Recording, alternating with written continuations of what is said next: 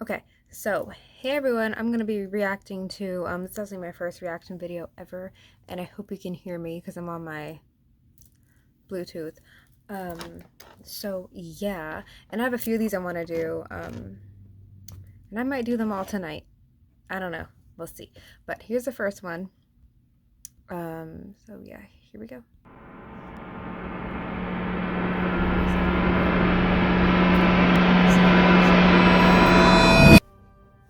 Is that too loud? It's too loud for me. Okay.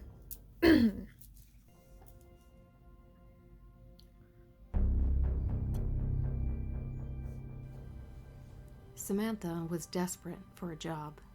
With rent coming due and other bills piling up, she knew she had to take any kind of work that was available.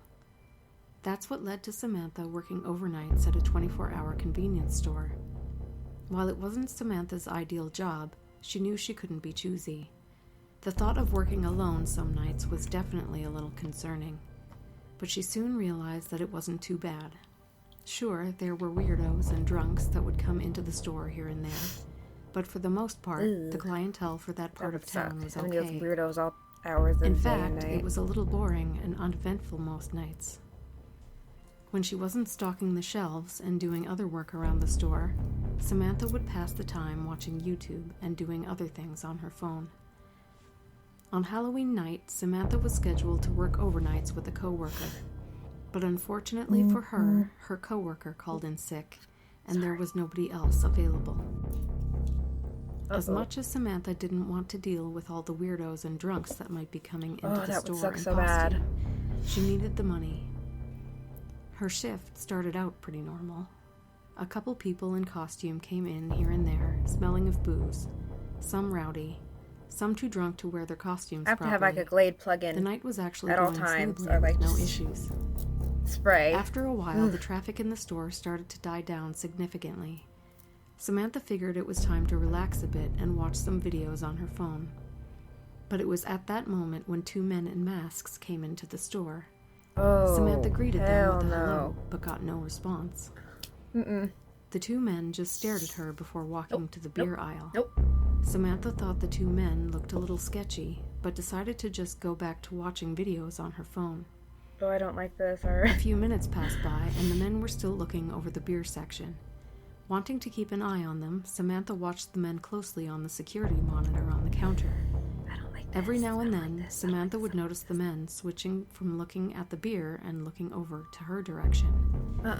Samantha started to get concerned, thinking the men were going to shoplift some beers. After a few more seconds of the men's suspicious behavior, they grabbed a case of beer and walked towards the cash register. Samantha nervously watched them as they approached. "Good evening, gentlemen. May I see some ID as well as you two removing your masks?" Samantha asked shakily. The two men didn't respond. They just looked at each other before one muttered the words, "She'll do. Let's do it." The masked man then dropped the case of beer on the floor, shattering the bottles as he jumped over the counter. Oh no.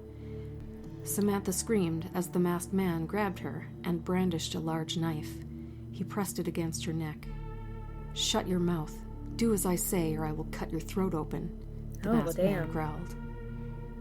Excuse me. Tears fell down Samantha's cheeks as the masked man guided her from behind the counter, seemingly to drag her to the back room of the convenience store. "Lock the door," the masked man yelled to his friend. What the fuck? I thought they were just gonna rob the place. What are they doing? But just as he's about to lock it, a police officer walks into the store. The police officer is shocked at the sight in front of him. He quickly draws his gun and aims it at one of the masked men. "Drop the knife and get on the ground," orders the police officer. Get on the ground! The masked man quickly complies as he throws his knife and lays on the ground. The officer then turns his attention to the other masked man, who has his knife on Samantha's neck. "Drop the knife and let her go now," the police officer orders. God. "You drop your gun or I'm slicing her open right in front of you," shouts the masked man, hints of fear resonating in his voice. Man.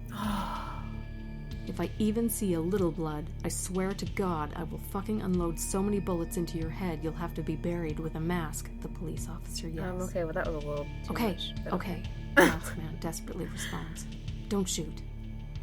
The masked man throws the knife away and lets Samantha go as he lies on the ground. Samantha runs over to the police officer. "Now you two stay on the fucking ground with your hands where I can see them. Don't give me a reason to start shooting," says the police officer.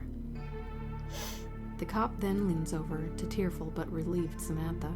He whispers to her, "Go somewhere safe and call the cops. Hurry." He's not a real cop!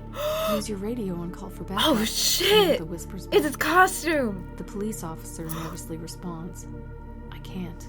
I'm not a real cop. Oh my god! This is a Halloween costume, and this is a fake gun." Yeah, let's just fucking run. Let's just run. Don't leave it there. Oh! Oh, why'd they leave it like that? Well, there's that. Bye. I'm mad.